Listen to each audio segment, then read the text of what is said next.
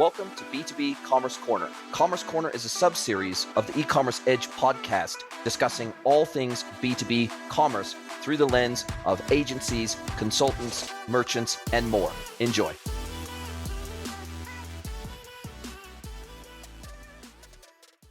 It is my absolute pleasure to welcome Amber Mcdougall, who is the Global Director, and this is a mouthful, so I'm going to read it to make sure I don't get it wrong, Global Director, CX, and Customer Adoption at the B2B Ecommerce Association. Welcome, Amber.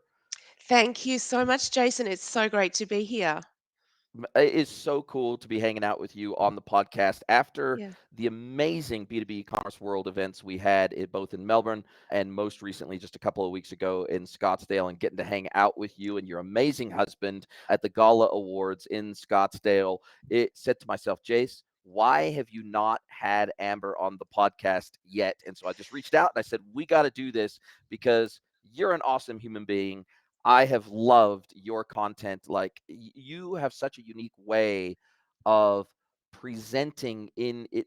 It makes it feel, and I don't know if this is your intention, but it makes it feel doable. Everything that you talk about, it's not like this high pie in the sky theoretical stuff. It's no, this is how you do it step by step. This is how you overcome objections. I love the passion that you bring to the topics that you're talking about. Your adoption track in Melbourne was completely oversold and overblown, and oh my god, it was we thought that side room that we'd put you in was going to Yeah. be half empty, and then it ended up being standing room only. And by the time I got there, which was about 5 minutes after you had started, there was no room for me to even get in the room, so I had to edge my way along the back and squeeze in between a couple of people standing against the back wall. But I think that's a testament to both the topics that you discuss, but also the way in which you present the information, which makes it feel so accessible. Thank you. And it was a great experience in Melbourne in the first big B2B e-commerce world conference in Melbourne back in August. And yes, it was so much fun. People were so quiet because I think they were concentrating. And I was a little overwhelmed, to be honest, with just the amount of people standing around. I was worried about people standing because there just wasn't enough space. But thank you so much for that feedback and that wrap. And yeah, I do work very hard on translating the best way to approach customer experience, the best way to really deal with achieving great customer adoption in a way that's very understandable and practical for people, because there's no point otherwise. And I think that's actually at the crux of one of our biggest opportunities and challenges in B2B, right, Jason, is just helping businesses that have already invested in an e-commerce platform or in a number of digital channel solutions, really helping get both their internal teams, their sales teams, supply chain, customer service and marketing, as well as the customers, all lined up and really wanting to utilize those digital channels because it's easy. So if we make it easy for our colleagues, digital practitioners, all of our partners to understand how to approach this, then that's going to help them to make it easy for their customers. And I think that harkens back to, and one of the things that I absolutely love about the way that you present is you bring in these real world, tangible experiences that you've had back from your time at Laminex and at Fletcher Building, digital general manager, digital CX transformation at Fletcher. And then you were also the GM of CX and digital at Laminex as well. And so I think, and both of these are obviously B2B businesses, one being in the Yeah. construction industry and then obviously manufacturing, Laminex being in the manufacturing side of the construction industry. I think some of the stories and the anecdotes, and you obviously didn't have to give names, but you could contextualize a lot of what you were talking about through a real world lens of being on the shop floor, having to overcome these challenges, having to get people on the bus, wanting to help your team members and those around you be as passionate about these topics as you are, and saying, look, if we have to be excited first, like we have to be like we're half the time I feel like my role is just to be an evangelist. And for the first Yeah. 2 out of the 5 years that I've been doing this as an independent, it was pretty lean on the ground in the first couple of years because the industry was still pretty slowly moving in the direction of digital leadership and enablement. But I tell you, and so for the first 2 years, I was more of an evangelist than I was an entrepreneur. And now I still feel like a large part of my role as an external consultant is to be able to come in and positively disrupt a business in the most it almost feels like a religion at times that we're trying to preach Yes. here, and it feels like we're trying to create a religious experience almost like a preacher would in front of their congregation. That's literally what it feels like sometimes when I go in, and I'm totally pumped, I'm totally excited, I can see the vision, I can visualize the outcome, and I can paint the picture of that North Star for businesses because I've seen it done before, and I've been part of massive change projects before, and I've been through the trough of despair mid-project where it feels like you're never going to get through it. It's never going to get done. These projects are never going to get live. And then finally, 6 months, 12 months, 18 months later, whatever it is, you finally get live. And sure, things are never perfect at launch, but you can see the light at the end of the tunnel. And I feel like that is what we are called to do, those of us that have a passion for this thing. Do you feel the same way? Absolutely. And I think it's been our experience. I think that there's a range of things that we know from experience, hard-earned, I always Yes. say gritty experience on the ground with the troops, with the tech people, with all the various leaders and stakeholders who are not quite sure if this is going to achieve what they hoped. It's so important, isn't it, to believe? And we know from our experience that there's a range of practices and approaches that will help organizations get there. We're there to really help them with the momentum, getting everyone. Either I find that you've got a cohort inside who are all equally dissatisfied with the same thing. So if there's actually a cohort of dissatisfaction about a big pain point and a problem, and it actually lines up when you do your customer research, because of course the voice of customer, advocating for customers is just such an important part of this formula, if you like. When that really lines up, that's when the magic happens.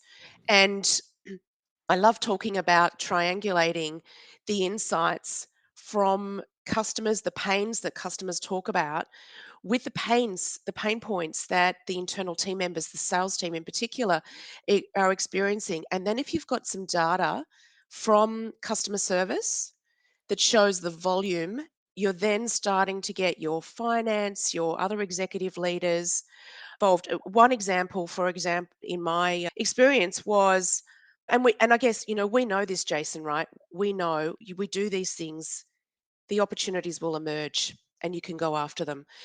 In this one situation, I'd gone and done the customer research, qualitative customer research. One of the biggest, noisiest things in for this manufacturer was delivery notifications.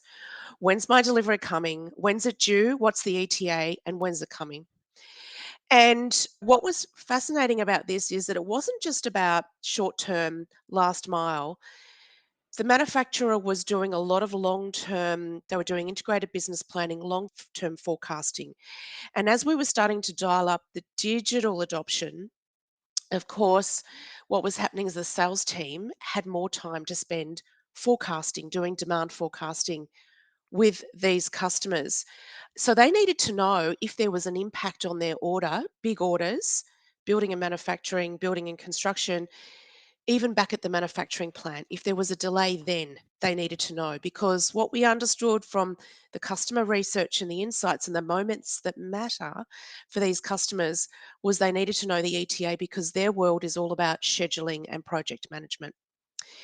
So it was incredibly noisy from the customers, incredibly noisy from the sales team, and from the customer service team, who were overwhelmed with volume.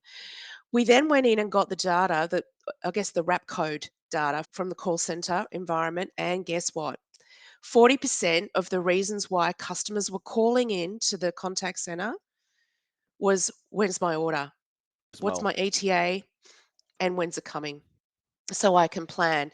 We then found another 10% of incoming calls into the call center was the sales team calling in on behalf of the customers about What's the ETA? So 50% of the volume in this call center was all around delivery notifications. So there was our business case, there was our opportunity. We had a whole cohort in the business that were invested in fixing this problem because, as well, the supply chain team, who had definitely been improving their DIFOT, their delivery in full on time, and we were not getting improvements in net promoter score, were wondering why, because the DIFOT percentage was, the service levels were improving, but we weren't getting the feedback from customers. It was just getting worse Oh because they God. didn't know their delivery notifications. So we actually embarked on a 6-month cross-functional project across the business. Supply chain, the analytics team, the finance team were involved. Obviously, our ERP technology team, the digital team, our digital product owners, as well as customer service and sales. And the sales operations team played a very big role in this with us to map where were the stages in the delivery notifications that really mattered for customers. There were actually so many stages in the process end to end that were recorded. So we set up the customer panel to ask the customers what are the moments that matter at another layer down, which was, when do you want to know, when are those notifications important? And we found out that actually it was back at manufacturing. If manufacturing had a delay, they needed to know. If there was a delay in logistics, because Australia is a big country, believe it or not, Yeah. it's Yeah. almost as big as America, and landmass. So the logistics is complex in Australia. And so if there was a delay to warehouse, they needed to know. So we ended up with 5 delivery notifications. The digital team built the delivery notifications in the dashboard on the e-commerce platform. And by then we also had a mobile app. So the delivery notifications were pushed, 5 different stages in the delivery stage for them. Twice a day, we checked with the panel what time of day was important, 7 a.m. and midday. They were the 2 critical times. And once we went live, the volume in the contact center reduced significantly, significantly. The sales team were less burdened because, quite frankly, that was our job, to unburden the sales team from those, I guess, transactions, so that free them up to be more strategic. And then, of course, digital adoption really took off from there because we solved that really big problem. The business case went very well and exceeded expectations as well in terms of payback for the digital investment. So it is this great, we know this, don't we, Jason, that you pull the right things together, have the confidence and the belief that, get the right insights, get the right people involved, understand the problem to solve, and design that really well, very elegantly, and for customers for ease. And it happens. It happens. And then success is everyone's. And that's what we talk about, is that success is a team sport. I couldn't agree more, and it's so interesting that you brought up this specific challenge that was able to be overcome with not only an improved and enhanced front-end digital experience with the customer, but obviously some enhancements to the IT backend, system integrations, notifications, triggers, webhooks, and all the things that need to drive. It's all fine and good to say this is the experience we want to create for the customer, but operationally and technically, there's a lot of things that need to change to support that super simple, clean front-end experience for the customer. And I was doing some customer research on behalf of a customer of one of my SI clients. And so we were interviewing they were a distributor, but they were also a light manufacturer. So they did some light additive manufacturing to their products, but they were primarily a distributor in the industrial product space. They'd been in business for, I think, 85 years or something like that. The founder of the company, the grandfather was the founder of the company. The son was currently running the company, and the grandson was just about ready to move in and start taking over some more serious roles within the company. And he was operating as the CMO. And they had never done e-commerce at all, ever. So they did EDI and they did a little bit of punch out for some customers, but they did zero self-service e-commerce. And so when we started to do the interviews with customers, this was a total greenfields project. And we led the questions because what we found is that, and this has been my experience across the board, is oftentimes when you rely on pure NPS, or if you rely purely on your account managers to have conversations with their customers and escalate complaints, or you rely on customer service to get customer feedback, if you rely on those channels, oftentimes you will get more, like when we think of signal to noise ratio, you get a lot of noise and not as much signal because it's Yeah. difficult to, and I found this to be the case for two reasons. One is you need a lot of nuance when you're asking questions You of do. customers in the B2B world. That's the first thing. Yes. And two, if you rely on your account managers or customer service to do these interviews with customers, the customer 99% of the time will not be brutally honest because they have to then turn around and work with that. Hey, Bob Correct. or Jane, my account managers, I've been working with them for a decade. I don't want to harm my Yep. relationship with them. They look Yes. after me, right? And so you will oftentimes not get the brutal and blunt truth that you need to get unless you have a third Yes. party help with those customer interviews where they can feel the freedom to speak openly without offending people that they got to work with every day. And then what you can do is you can also anonymize that quantitative and qualitative research. You can bucketize it, move it into themes. And then, as you said, you can then see where the overlap of those customer pain point themes overlap with your internal project Yes. roadmap anyway, and say, look, this further supports the business case we're already trying to create for some of these other things we wanted to do internally. But it's so interesting that the single biggest pain point that was called out in all the interviews I did on behalf of this distributor were, where's my order? Yes. One guy that I spoke with on the buy side, on the procurement side, he said, I've been doing business with the supplier for 15 years. And he said, unless I call my account manager, I have never known in 15 years, I have never known when I'm going to receive a shipment from this company. We love doing business with them, but this is painful for us because we're Yes. buying 20 and 40-foot containers worth of goods from this company, and they all of a sudden just turn up on our receiving dock. And unless I have a devanning team, a receipting team, a put away team, unless I've got these people scheduled, that container is going to sit on my receiving dock for days. And which means Yes. not only is that taking up a slot in my receiving dock, but it's a delay between the time I can get those goods into my warehouse and into my customer's hands, which is the biggest pain point of all, is there's a delay in serving my customer. And so he said, Yes. if you could, like, this all highfalutin portal and e-commerce thing, great. But this is the only problem I really care about, is knowing when I'm going to get my shit.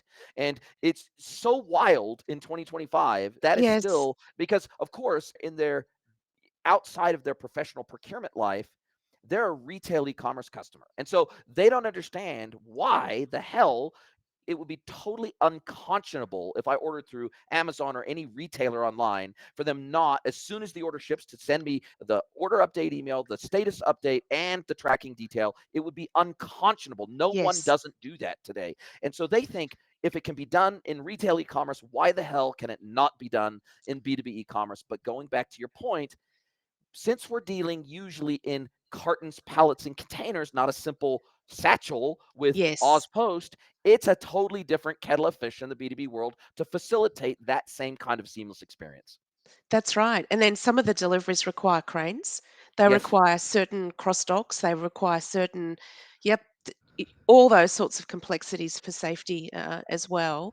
That, yeah, the status and the scheduling is just so much more complex. Yeah, to line up the right trucks with the, Yes. yeah, receiving and delivery facilities as well, and make sure that the B2B customer is able to actually receive the stock.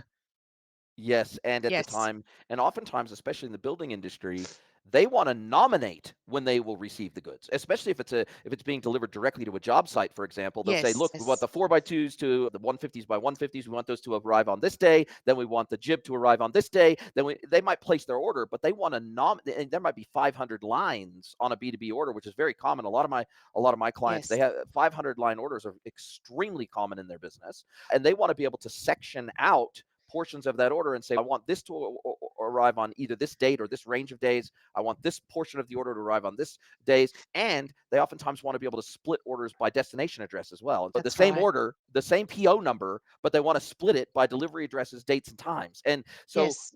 I guess that is what is so interesting and what keeps me so interested in the B2B world, because unlike the B2C and DTC world, which has become so homogeneous and it's become so, like, the design patterns are so Yeah. normalized and so common. Yes. Like when you're a startup, you start up with Shopify and Klaviyo and maybe QuickBooks or maybe Zero. And then when you get a little bit bigger, you swap out QuickBooks for maybe a NetSuite. And then when you get a little bit bigger, maybe you introduce a PIM alongside. And there's this well trodden path in the B2C and D2C world, and even operationally, there's a very well trodden path. Whether at certain stage of your growth, you maybe go from using a 3PL to being able to justify an internal warehouse and an internal shipping team, or maybe only in a region you have that, and then internationally you deal with an international carrier or freight forwarder. So there's these kind of well trodden pathways in B2C and D2C. And frankly, as somebody who spent the first half of their career focused on retail e-commerce, I was starting to get a little bored. And Yes, as I started to I focus on was too. B2B,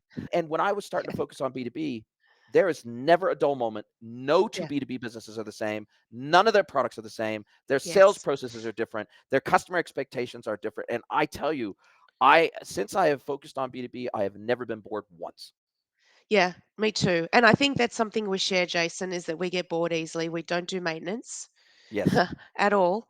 And yeah, absolutely 100% agree that in B2B it's never boring.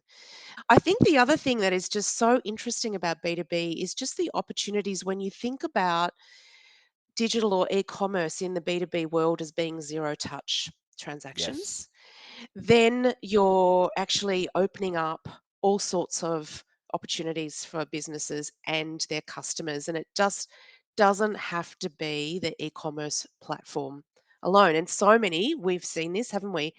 That so many think, oh, it's an e-commerce platform, we need a portal, put it in, set and forget, we're done, job done. And it's not.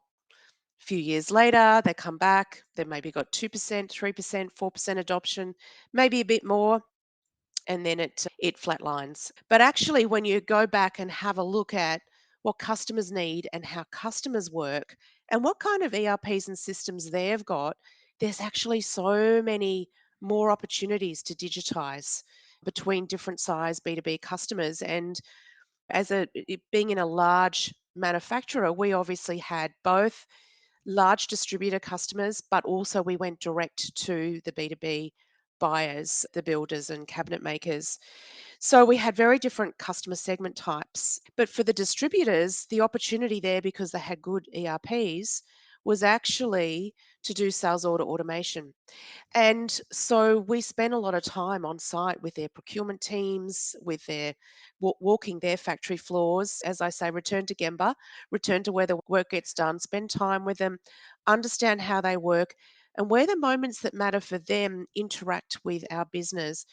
And actually, we found for what the largest customer that we had, the opportunity was to do sales order automation through customer service, through robotic process automation tool with an algorithm, and to have a small team in the contact center train that algorithm to be able to push through orders really fast and turn on automation quite quickly. And I think within 3 weeks, we automated 50% of their orders. And the general Wow. manager of that business was beside himself. And in fact, that general manager and the managing director of that business said, we've been doing business between your business and our business for 70 years. And those of us are here in the business have been working with you for 20 years. And we've never felt such a focus on us where you understand what our needs are, and the breakthroughs that we've had are the best that we've had in 20 years. So 50% was automated through sales order automation. We then looked at the procurement team, and there were a lot of other bulk orders, and there was a quick order feature on the website that needed to be expanded because we did some live trials with the head of procurement to see how many orders they could drop in and how quickly it went through. And the customers love that stuff, right? They feel Oh, it's, yeah. don't they? You're actually getting your digital team to coach them live to make sure they've got the skills to do it. But at the same time, they're helping develop, they're helping to innovate, and we made a really big deal of their involvement. Gave them some awards. There were presentations to thank them for helping us design and improve this feature. But it was really helping us, and we got a huge amount of their transactions basically to zero touch in a very short period of time. And so it's looking at all those opportunities. It's the mobile apps, it's the sales order automation, it's EDI or APIs, and then obviously your e-commerce portal as well. And when you think about it that way, I think then the opportunities for a business, a B2B business to digitize are just there's just so many more because you can meet the needs of different types of customer segments. And I think you're also doing the foundational work that you need to do anyway with the coming of agentic procurement, agentic commerce, agentic AI. Yeah. That's coming. It's not here yet, but even the Jaggers, the Coupas, the Ariebas of the world are already starting to talk about agentic procurement and automating that process even further than that goes way beyond punch out, which means that you're going to have an MCP server. You're going to have agentic responses to their agentic procurement side as if there were two humans talking to each other, but it's going to be the agentic procurement and the agentic fulfillment systems speaking to each Yes. other, right? And in Yes. natural language. And but by doing all this foundational work first, you're getting the back office systems in place that are going to be needed anyway in that new era of agentic procurement. And it's interesting because I just interviewed Jeremy Ott from Reinders. He was at Scottsdale. He's an amazing guy. Reinders is a very large distributor of commercial irrigation equipment in the United States. They're a mid-market distributor, but they punch well above their weight in the United States. And he was talking to me about the fact that they already had self-service portal, they already had EDI, they already had punch out, but then they had some clients that were coming to them and saying, we want to custom integrate with you. We want to custom integrate with your back end, the way that we get orders into you. So can you give us basically, what does your order object need to look like? What are the fields that we need to populate? Oh, and by the way, can you give us some API endpoints that we can connect to? Sure. So they went away. They did a project. There was enough customers that wanted to custom integrate with them that they created a Yes. full API layer in Right. front of an externally facing API layer.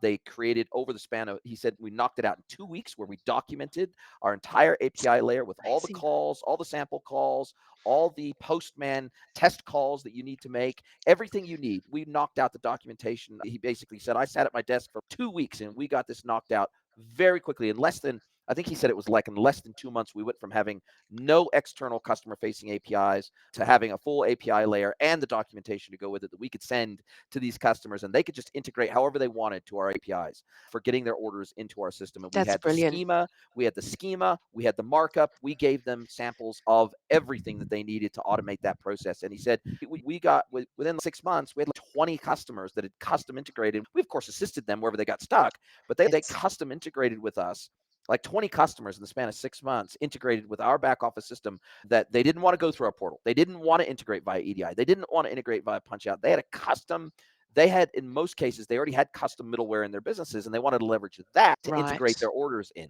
And Yeah. so they wanted to go from PO in our ERP to sales order in your ERP. Yes. And he said, Straight through straight through, process. straight Yeah. through. And so he said that has been a game changer for them in terms of being able to land like kind of whale customers that it would be difficult to win any other way. So I think to your point, sometimes when we think of sales order automation being good for us internally as the supplier, Yeah.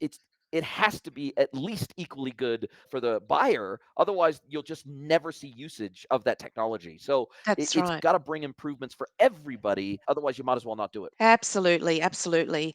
And I think the thing hearing you describe that the wonderful way that business went about it is that it's important for us all to remember that this is obviously enabling amazing integration, but setting up for AI. But most importantly, it's humans designing. It's Yes. humans collaborating, co-creating and designing what's required out of establishing those AI connections. And that's the important part of it. I think that so many people don't understand, and we can help educate, is that that human-centered design approach in this is such a winner. We've both spoken about it many times, Jason. I cover it in my Moments That Matter keynotes and masterclasses. And I was actually really surprised. We asked people to put their hands up who uses human-centered design, and we know that there's still not enough of us in B2B utilizing it, but that was such a great example of really being customer centric but using human-centered design to design for the right thing, really understand the problem to solve, and then design it right from there. And I think what's ultra fulfilling in the B2B world versus maybe the less so in the B2C and D2C world is the fact that in the B2C and D2C world, I'm a fan of saying it's almost always digital projects are almost always led by marketing. They are always worried about pixel perfect design. It is form over function every time, and they're really worried about brand perception, colors, logos, mapping the customer journeys, all that sort of stuff, surprise and delight moments, cross sells, upsells, all of the things that are loyalty, repurchasing, all that sort of stuff that is very aspirationally and inspirationally focused, meaning they want shoppers to come to a website, they want to be able to inspire them to buy, they want to create an aspirational experience for the customer in most instances.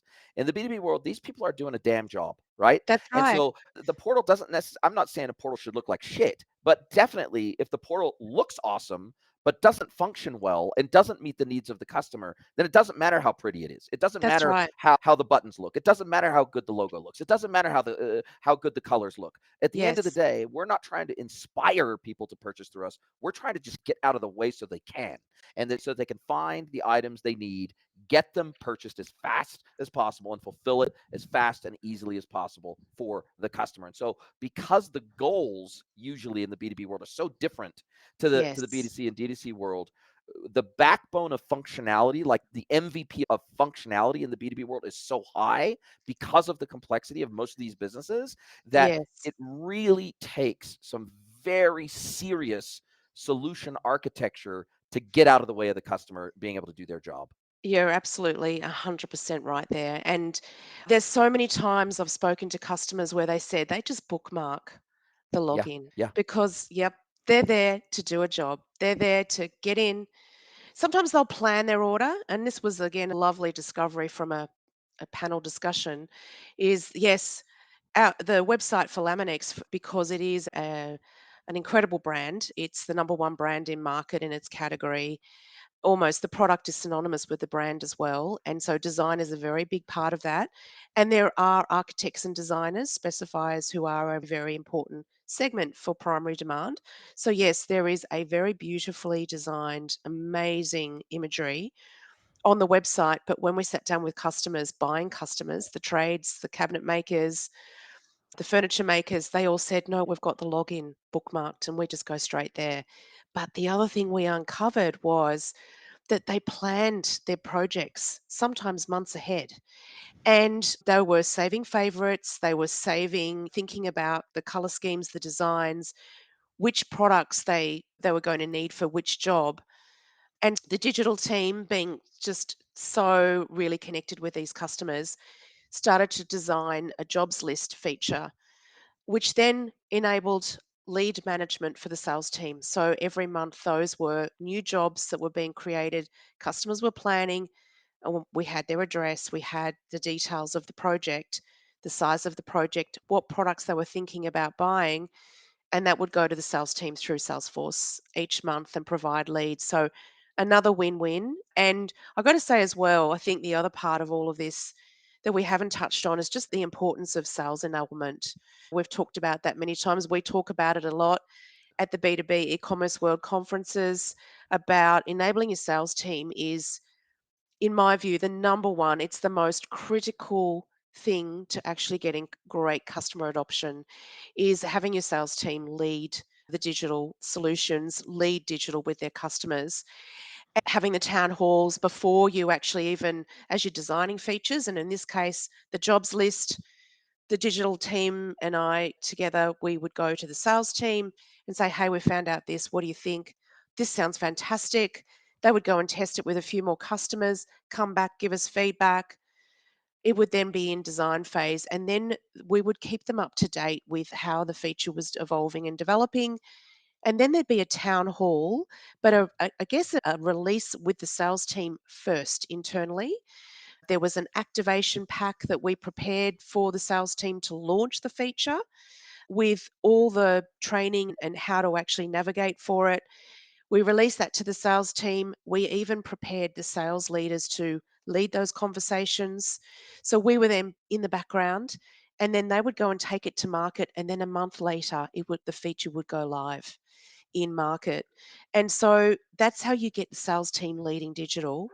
Obviously requires lots of education, lots of collaboration, but to watch the take up when you turn features on, we would usually turn them on a Saturday afternoon and then the digital team would be giving me feedback.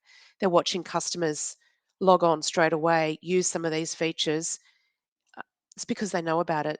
Their trusted sales partner has already prepared them, forecast for it, done the training in the office, and they're ready to go. So yeah, that's such an important part, isn't it, Jason?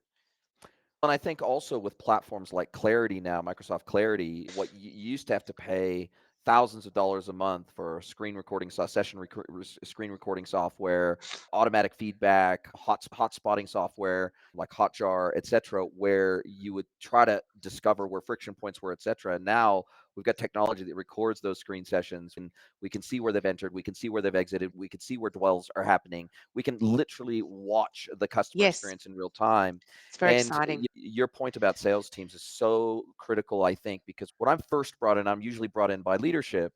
Usually, the first conversation with the sales team can be a little icy, and they see me as the devil, right? Oh, you're the guy that's going to come in and replace us with the machines. You're the guy that's going to come in and replace us with the robots. You're the guy that's going to come in and take my commission away with this flash new website. And I literally, that's the kind of abrasiveness sometimes you get from sales leaders. And it's give me 10 minutes with any sales team and I'll walk out of there being their best damn friend, because I know for a fact that that there's not a salesperson on the planet that likes the 20 to 60% of their time that they spend on admin functions. That's the That's first thing I right. know. And then Yes, also, when I tell them, look, I'm the biggest advocate you will ever find for salespeople, but I'm an advocate of salespeople doing the things that they are best at, not the things that should be handed off to a machine. And I just tell them flat out, look, I am here not to replace you. I am here to give you superpowers. That's what I'm here to yes, do. And if I can enable you with superpowers, you're going to sell more. You're going to make more commissions. You're going to be able to go knock on more doors. You're going to be able to go to more Friday boozy lunches. You're going to go to more ball games on a Saturday with your clients. You're going to be able to do just more stuff that builds yes, the relationships, the more belly to belly selling, the consultative selling where it's required. You're going to be able to do more things that make your customers happier instead of taking an order on the road, coming back and keying it into an ERP system, or having to go to the network drive and pull a spec yeah. sheet down, attach it to an email, and send it to your customer. We're going to take all that pain away. And I think that's such a critical part because there is so much institutional and tribal knowledge living in sales reps' heads. If Mm, they do not come into discovery with a really positive attitude, there will be so many things that get overlooked. It'll be a shit show, frankly. yes. Yeah, look, I couldn't agree more. And you're right. I think the place to start if you're a B2B business today and you haven't really started that engagement with the sales team, it is really hard to figure out where to start. My recommendation is either we come in and do that, but I actually find a survey is really good because to actually bear out what's going on in terms of the percentage of the sales team members' day or week and how much is spent on admin, how much is spent on transactions that's wasting their time. And when those numbers and those percentages come out, and it's usually 30, 40, 50% of their day, there is mutual dissatisfaction with the current state that bears out. It's obviously really important to engage with the sales management team and sales leadership at the executive level to get them on board with it and understand what the opportunity is. And like you have, we stand up in front of them and say, it's digital's job to unburden you from this transactional stuff. It's our job to free you up so that you can achieve great relationships, strategic relationships with your customers, really grow your business and achieve your incentives. And so once you break through, you've got that catalyst, you've got some data, you've got this aha moment where they're like, everyone is agreeable, mutually dissatisfied with the current state. You can actually build momentum immediately from there to go, okay, here's what we need to do to get on this path together. But I really believe that to get amazing levels of customer adoption, and obviously in the manufacturing business I was in, it's now over 60% of the business of the total sales revenue is digital through a combination of digital channels. The only way to achieve that is by having your sales team lead it and really feel a sense of ownership and partnering alongside the digital team that you really get that full acceptance. They feel less threatened. The other thing that is to do from a change and adoption perspective is to also where you've got your sales leaders who've got 100% of their customers on digital online and ordering predominantly online is to have them run town halls with their peers. It's social proof and social pressure in the whole change management dialogue to say, hey guys, here's what I've done.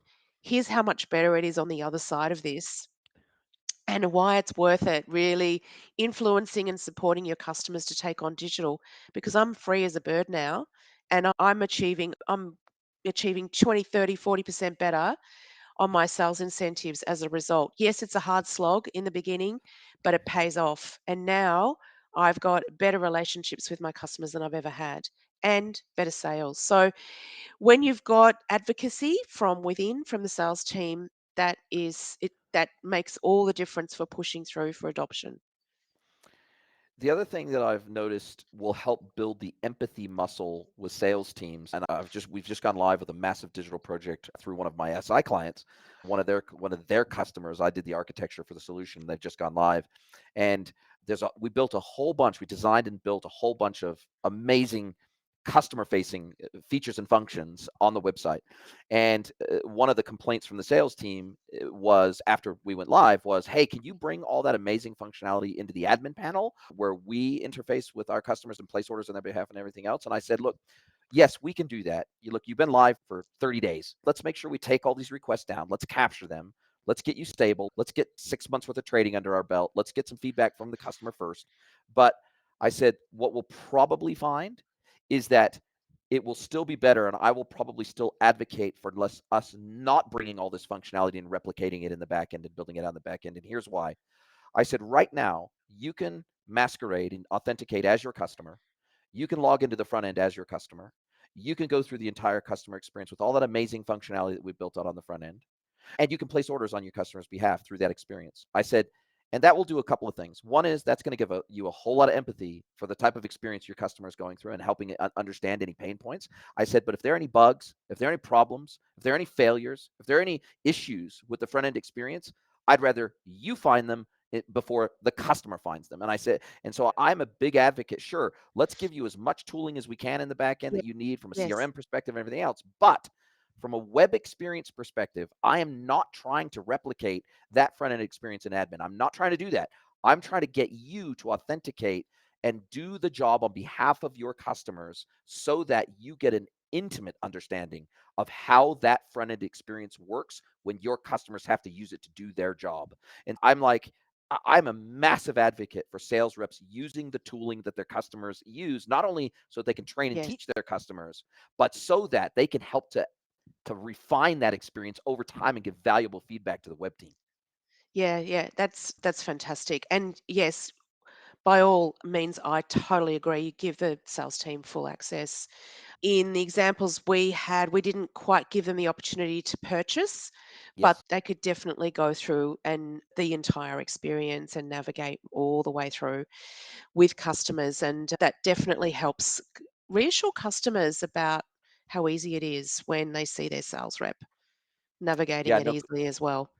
Yeah. and I think also it helps the sales team become proud of what's actually been built. Yes. I think Yes. it gives them a sense of pride. I think it gives them a sense of, hey, we're not stuck in the 1930s here. We're a tech forward, we're an experience forward company. We're not going to get caught behind the times. We may have missed out on the mobile revolution back in the day, but we're sure as hell not going to miss out on the AI revolution. And we're putting systems and processes in place to where we won't get caught behind again. We're at the maybe not at the total bleeding edge, but we're early adopters of the newest technology that is going to make our lives better and our customers' lives easier. We're going to get more fulfillment out of our job because we're not doing all the manual things that Yes. historically have been expected of us, that we can achieve our KPIs. And one of those KPIs no longer needs to be, oh, you came back from the office and within an hour the order was entered into an ERP system. We don't need to have those ridiculous admin orientated KPIs anymore so that something Yes. doesn't get missed out. And so I think that if we can paint that picture of a future where they can actually get more fulfillment out of what they do every day, then that helps to get people on board the bus. At least that's what I've seen. Have you seen the same? Absolutely. Yeah. The proof is in the pudding. People need to see proof. We talk about, don't they, that at the end of the day, you can, from a change management perspective, we can talk to people about all the great opportunities of being on the other side of implementing an e-commerce platform and how wonderful that experience is for everybody. but they won't trust it till they've seen it for themselves, let's face it. And so that's why having your roadmap with quick wins and early feature releases that are quite simple and easy to cut for customers and your internal team members to adopt gets the momentum going, and then it really speeds up from there. But yet, yes, at the end of the day, people need to see that it actually will work for them. And once they do, yeah, we were seeing with the mobile app, the smaller customers were ordering 100% of their orders were on the app because, as we know, with a mobile app, it's a shorter path to purchase. Even again, it's simpler, it's even more basic, it's even more straightforward. Fantastic for tradies who are on the job, on the road all day. And oh my God, the adoption of that was incredible. You make it easy to find, easy to buy, easy to receive, and easy to return. It's those four simple things. I think the other part that's complex about what we do is the pricing and the product availability. That's the one area that, yeah, I think you'd agree. It's the most complex, one of the most complex areas, along with all the product content aspects of it. But an inventory management is such an important backbone to all of this. So there's the sales team and then there's the supply chain team. And working with a supply chain team is got to be equally as close. And because I was working with a client, a truck parts distributor recently, and I think they had maybe about 20% of their SKUs on the website because they really thought that was all that the predominantly consumer type customers that they had would need was all their basics. And they have a lot of branches around Australia and they thought that was predominantly going to be it. But when I interviewed their customers said to me, if they had all their SKUs on the website, I would buy more. I would buy from the website. And in fact, two or three of their competitors were already doing that. And they were pretty simple websites, but it's because the product was available online, because we know the behavior when customers get going is they're starting to just search for product to find. Then they need to see, so they're looking for obviously the product details, the specs, that they're correct. Then they're looking for product availability by location. And Mhm. that's the other thing that we find customers miss, or businesses miss, is that customers do expect to see where the product is, because they Yes. might be buying from one location for another and they need to see the quickest path to delivery.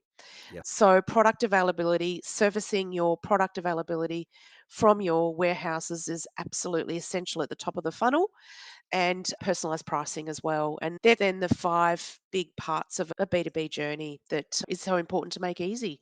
Quite complex and difficult to make easy, but nonetheless, when you pull it off, it's pretty amazing, isn't it, Jason? And I think in certain verticals, there's an added complexity, which is fitment and applicability of a product. And especially in Yes, automotive, like you were referring to, I yes, was working, this is years and years ago now when I still lived in New Zealand. I was working with a multi-billion-dollar automotive and heavy-duty vehicle parts supplier. So they were working across trailers, they were working across heavy-duty vehicles, and they were working across standard domestic automotive. And they were like I think a $6 or $7 billion a year company based out of Singapore.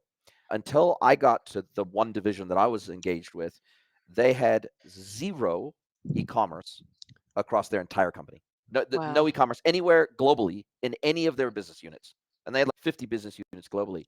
So they were doing a test and learn on this one single business unit in New Zealand, a self-contained proof of concept.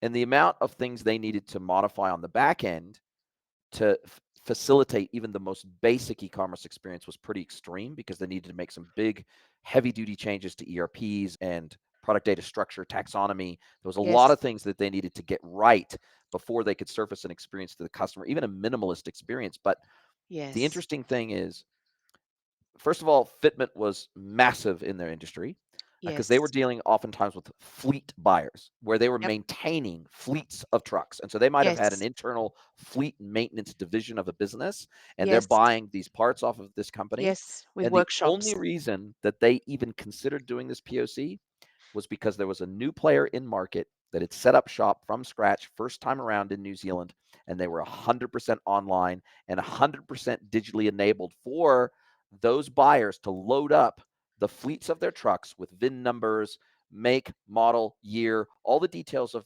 of those vehicles, Yep. load them up as almost like a garage within the website where Yes. it would pre-filter.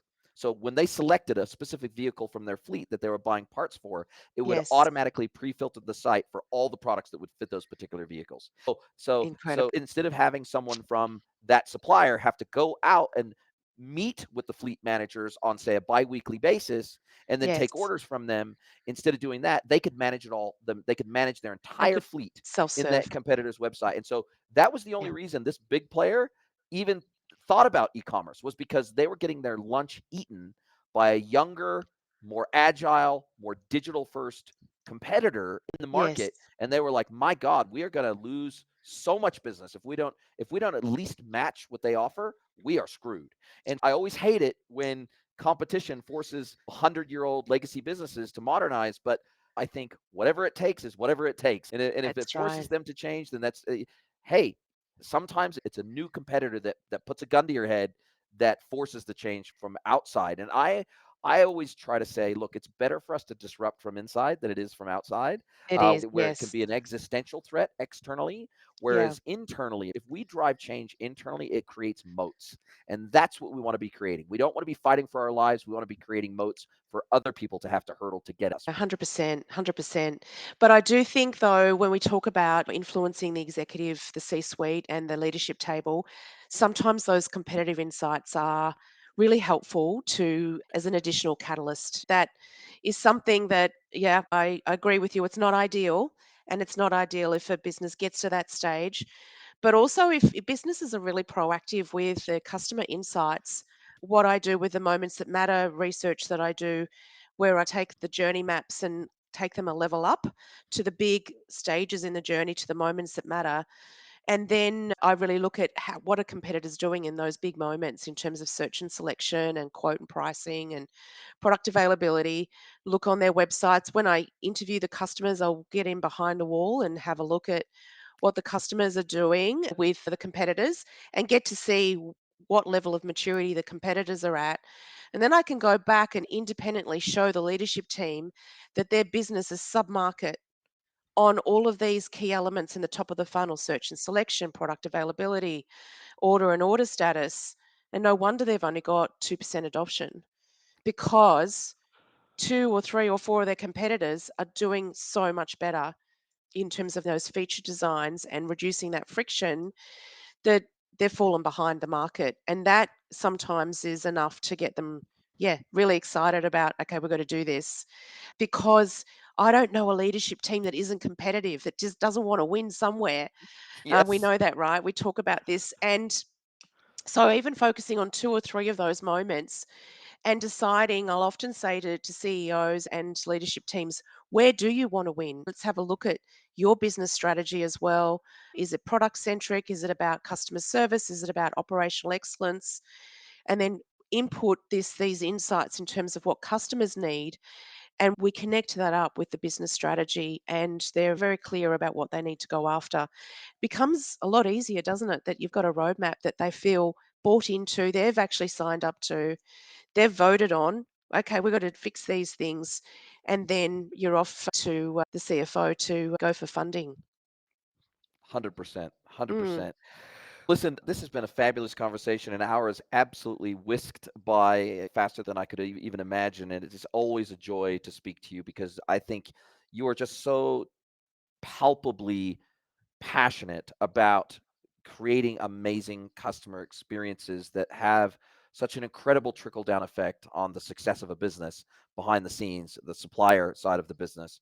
That passion is really tangible with you, and I've always just had such an amazing amount of respect for you as a result of that. If you could snap your fingers and change one thing about the B2B e-commerce industry, magically sprinkle your fairy dust across the B2B commerce industry, what would it be? I think it's the area that we've just recently been talking about, Jason, which is really evolving a digital leadership capabilities.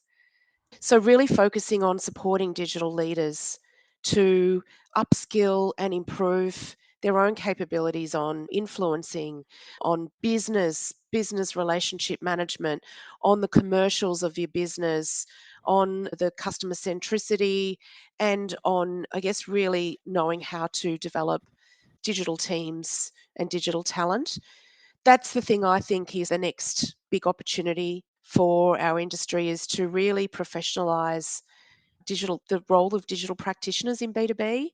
And because I think we talked about this, I really believe that digital leaders, digital practitioners are going to be the future business leaders as the world evolves, as AI evolves, as e-commerce really starts to continue to take off, but really accelerate in the B2B industry. That when you really dissect and have a look at what does it take, what are the capabilities that it takes for a digital leader to pull off digital transformation in manufacturers and distributors, it is so broad that the future for them is chief customer officer, not just chief digital officer, it's chief transformation officer, chief procurement officer, CEO, head of transformation. So many other opportunities, I think, that we'll see over the next decade. And that's where I would really love to sprinkle the fairy dust for sure. Wow, I tell you, I love the visionary ambition behind that. And the cool thing I think about B2B at the moment is that there are more opportunities opening up for digital specialists in the B2B world than ever before. And just even look at digital marketing, for example. For years and years and years, digital marketing led all operations basically for retailers. Digital marketing is they are the tip of the spear for a lot of Yes. retailers. Yeah. But for many years, there was clients that I engaged with that didn't have a marketing team or didn't have a marketing person in the Yes. business. They maybe had a director of sales, maybe they even had a chief revenue officer, but they didn't have a marketing practice inside the business because it's a little bit like the tail wags the dog in that sales is the driver of most B2B businesses. And so they rule the Yes. roost when it comes to defining their hunting, their farming, they're doing everything in between. And so they are expected to perform a lot of that outbound marketing function and going and knocking on doors. Whereas I think a lot of B2B businesses today, they recognize the power of a really well-established, well-oiled machine of a traditional marketing function, a digital marketing capability that they understand now. That capability is going to help keep pipelines full in a way Yes. and create customer satisfaction in a way that a pure sales function could never do. And they're starting to get religion on marketing in that marketing isn't just a slave to sales and isn't just out there No. to drive more MQLs. They're actually genuinely creating demand out there. And even where there are areas within these B2B businesses where maybe 10 years ago, if you were worked in a specific area of a business, you might not have an opportunity inside the B2B world. But whether you're into analytics, whether you're into tech, whether you're into creative, whether you're into Yes. leadership, operations, supply chain, it almost doesn't matter what your interest is now. There's a place for Yes. you in the B2B world. And that is a thing Absolutely. that super excites me about today versus Yes. 5, 10 years ago. Absolutely. I completely agree with you. It's so exciting, the opportunities. If people are very curious and continue to have a lot of interest in learning and developing and understanding that lateral development is really important as well, to build the breadth of your skill base out, as you said, supply chain, from traditional marketing to digital marketing, to then all the specific areas around customer. There's so many opportunities for digital leaders to become business leaders and to really grow their careers. It's incredibly exciting. Couldn't agree more. Now, listen, as we come down to the end of our time together, this is where I get to flip the script. I get to turn the microphone over to you. Now, you can ask me any question you. It could be personal or professional. So, what is your question for me today? Jason, I would love to know what has been the makeup of one of your favorite customers, one of your favorite clients, the relationship came to be, and why they were the favorite and what you achieved together. Look, it's interesting because I don't do any outbound. So, and I've never done outbound. So I don't do cold calling. I don't go cold emailing. I don't do cold DMing. I don't do outbound. And I've never wanted to do outbound. And so I had a real focus on building personal brand over the last decade plus through content, through podcast, through putting out all sorts of written content, video content, audio content, conferences, everything else. And I'm going down this path for a very specific reason, which is that luckily, because that's the approach that I took instead of an outbound approach, my clients generally self-select for someone like me to help them Mm. because they usually, like 9 out of 10 times that a customer approaches me, they've been exposed to my content oftentimes for years before they ever, I don't even know they consume my content. They don't comment, they're not visible in my content, and so I don't know that they've been a consumer of my content for a long time. So it's very rare that I get a client that comes to me out of the blue because they found me through ChatGPT or they found me through a Google search and they just cold messaged me and said, "Hey, it looks like you could help us. Can we have a conversation?" And so I have to say that I really think that my clients are, it takes a special kind of a client to want to deal with Jason Greenwood because I'm pretty out there. I try to be positively disruptive, but you have to really be ready to be challenged on some of that really entrenched thinking in your business Yes. and at Yes. least be questioned about it. Oh, well, why do we do it this way? Why have we done it this way for the last 20 years? Is there a better way we could be doing this? And would it help the business do better, perform better, and give a better customer experience? And so I like there's always this little bit of tension. Like I try to create an area for healthy tension between Yes. me and the client teams that I'm engaged with because I want them to start creating a framework where they challenge themselves Yes. and they Challenge. feel the freedom to challenge themselves and to Yes. challenge any legacy thinking in the business. And I'm there to try to empower them to do that in a framework that can lead to better outcomes and to create a framework where we can actually take action on those things instead of just navel gaze and talk about it and have a bitch session. It's okay, cool. We know what the problems are now. How are we going to set about solving those cross functionally within the business and supporting each other to get there? And so that's a long-winded way of saying I really do love all my clients, but I tell you the ones that I have the best experience with are the ones where the leadership of the business is all about shooting sacred cows. If Yep. they are stuck in a rut and they're like, sorry, that's an area you can't touch. That's an area where we will not change. That's an area where don't open up that closet because I open up all the closets. And Yes. sure, we have to prioritize, of course, of what's most important to change and put it in a priority order and force rank it. But I just see the best outcomes where leadership, the board, the CEO, whoever it might be that's in charge of sponsoring a major digital project, if they go, look, we are willing to change anything if it makes sense to do. If you can explain to us and help us understand why we should change a process to make it better for us and our client, we will do it. There's nothing sacred in this business. What got us, we've been in business 100 years. What got us from there to here is not going to get us from here to there. We know that. Yes. Yes. And so where they are open to ideas that are really left field to them, like they're not left field to me, but might feel Yes. very left field to them, where they are open to at least hear that and go, wow, that is interesting. We have never, ever thought like that before. And where they've embraced that, Yes. not just accepted it, but embraced it. And they imbue their team with that same level of freedom to question everything. That is where I usually see the best outcomes and the most buy-in for change. Yes. Yeah. Yeah. That's fantastic. Yeah, it's certainly a wild ride being in B2B in terms of helping, yeah, these businesses and with such goodwill, I think that we both have to genuinely, we want to see these businesses do well. We want to see, particularly manufacturers, it's so important to have them, that it's such an important role they play in an economy, that we've got to keep them healthy. We've got to keep them thriving. And no, I love those stories. I've always loved your stories, Jason, and just the way you go about what you do with your clients. And it's clear there's so much word of mouth. and recommendations that happen with yourself. And I feel, really honored to be on your podcast today. Thank you so much. I really appreciate your time. Now, I will drop a link to your LinkedIn profile in the show notes.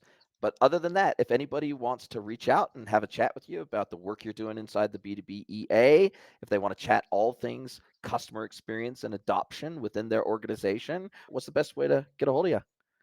It's B2BEA, Amber at B2BEA.org. It's, Easy, isn't it?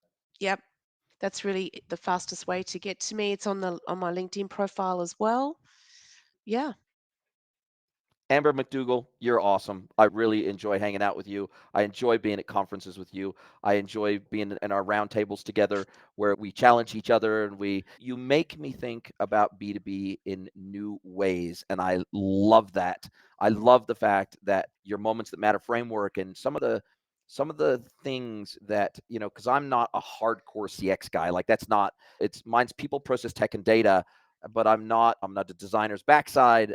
Like my creativity is in speaking and writing. It's not in the creative side. And my wife's the creative of the two of us. She's an interior designer by trade, and so she's got the creative side of her that I just don't. I'm a fan of saying that my wife, one of the things that I love about her, and I love a million things about her, but one of the things that I love about her the most is we can be walking down a street and we're walking our dogs or whatever it might be, and I'm focused on the street, or I'm focused on the dogs, or I'm focused on a million things going on in my head or whatever, and I'm sometimes am not as present as she is, and as a result of that, I don't see beauty in the world as often as she does. And so we can be Mhm. walking by a flower or whatever, and I don't say, oh, that's a beautiful flower or that's a beautiful rose or whatever it is. But she will always notice those things. She will always notice something beautiful in the world and she will call it out. And I think we need that marriage of the really hyper practical people in our Mhm. businesses, but the Yes. ability for people to see beauty and to create beauty and to create the creative things that make the world. That's what makes us human, right? It's the Yes. creative side of us that Yes. separates us from the machines and separates us from other animals. And so I think if we can foster creativity within our businesses all across every function in the business, Yes. I Yeah. think we'll all be better off for it. And I think you're one of those people advocating for beauty in business and creating beautiful moments in business. Thank And you. and I am so grateful that you are in our world, because I think our world is, I think in particular the B2BA, we're very lucky to have you. So I can't wait. I can't wait for the next event together.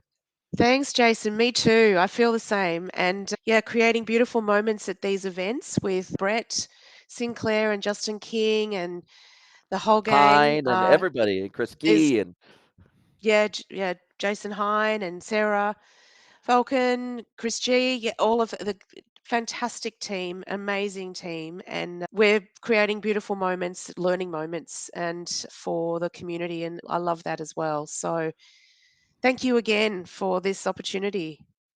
my pleasure. I can't wait to speak to you again soon. You go and get well. I know you've had a cold the last week, so you Yes, go and get well. And I thank look forward to you. speaking to you again soon. Thank you so much. Thanks, Jason. Are you a B2B or D2C e-commerce merchant? Then head over to greenwoodconsulting.net to learn how we can help you scale your business.